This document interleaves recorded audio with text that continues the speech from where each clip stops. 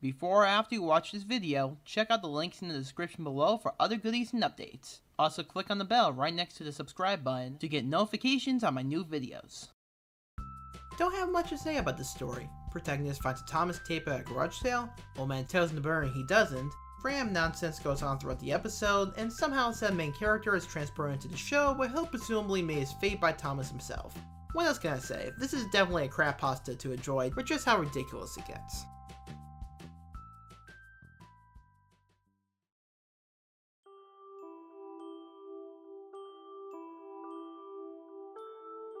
After what I've seen, I'll never be able to look at Thomas the Tank Engine ever again.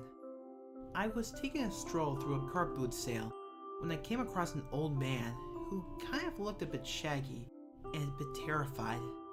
The table he had consisted of a Granny Smith apple, evidently for him, a rusty tin to hold his money, and a VHS, which had a fairly rotten sticker on the bottom of the casing, which read out, Thomas. Just Thomas.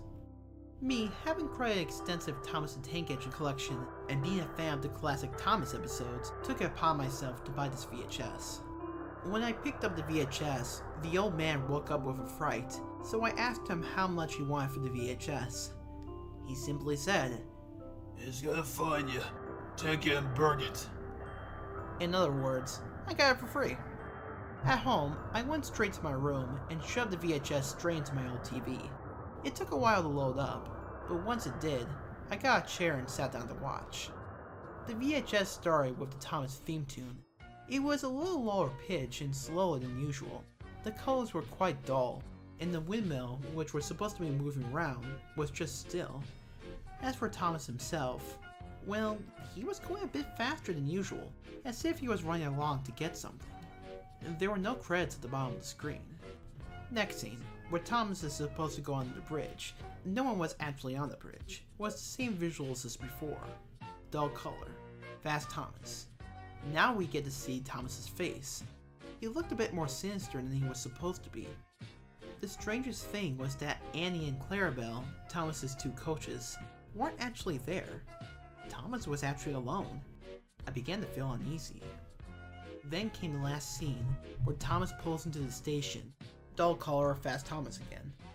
The station itself looked abandoned. The roof was missing a lot of tiles, the walls were covered with graffiti, and some of the old bits and bobs on the platform were either bent or broken. Thomas pulls up, still coachless, and still wearing his sinister smile. Just before the intro ended, an image flashed on the screen for about one frame. From what I could make out, it looked like the Fat Controller. He actually looked human, instead of the plastic figurines they used in the show. He looked genuinely horrified, as if he had been really horribly scared. He had scars and bruises all over his face in the shape of a smiley face, like this. Smiley face. The episode finally started, or at least what was supposed to be the episode. And in its place was just Thomas, and some random footage of him going around an empty railway. It was literally empty. There was no sign of Gordon, James, even little Percy. All this happened for about 1 minute, until something even the slightest bit interesting happened. Thomas came up to one single troublesome truck, but it looked scared, as if it knew what was coming its way. Thomas was coupled onto it, and started to build up steam, but he never actually moved forward. He was just getting in place. He was getting faster and faster. The truck wasn't going anywhere, it had its brakes on. Thomas then realized this, and gave out one last huge big tug, which then resulted the truck to break into planks and splinters. Thomas then turned his eyes to me, and said, "Now do you realize what I have done?" However, he didn't sound like Ringo Starr or Michael Angelis, the two British narrators for the show. His voice was deep, and kinda croaky. But yes, I did realize what he had done. He was the one responsible for the railway being empty. He killed all the engines and residents on the railway, just like the troublesome truck. He was evil. Then he said, "Yes, that's right." Evidently, he knew what I was thinking. Now that's just messed up. Then the screen cuts to black, which then fades into a picture of... No, it couldn't be. It was the old man from earlier today. He looked dead. In fact, he was dead. Who else was to blame? It was obviously Thomas who did this, who then appears on the screen. What happened next was truly horrifying. Thomas's face was on the screen, and his eyes were actually empty. There was nothing there. Instead, there was blood streaming from his face. The sound, oh god, the sound. It was just screeching, really loud screeching. I couldn't take any more of this. I drank the VHS, practically ripped it out before it properly came out. Then I heard a sound.